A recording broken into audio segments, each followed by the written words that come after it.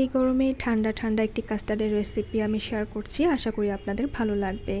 এখানে আমি 1 লিটার তরল দুধকে চুলায় জাল করে কিছুটা ঘন করে নিয়েছি আর দিয়েছি স্বাদ মতো চিনি।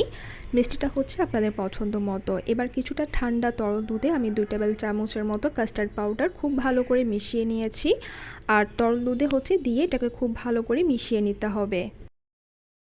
আমি কাস্টার্ড খুব বেশি ঘন করব না, কারণ ঠান্ডা অবস্থায় এটা আরও বেশি ঘন হতে থাকবে।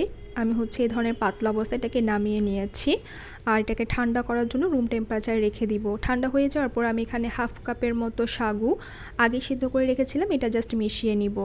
সাগুটাকে জাস্ট আমি গরম পানিতে সিদ্ধ করে নিয়েছি। এবার হচ্ছে সাগুটাকে আর কাস্টার্ডটাকে ফ্রিজে রেখে ঠান্ডা করে নিব।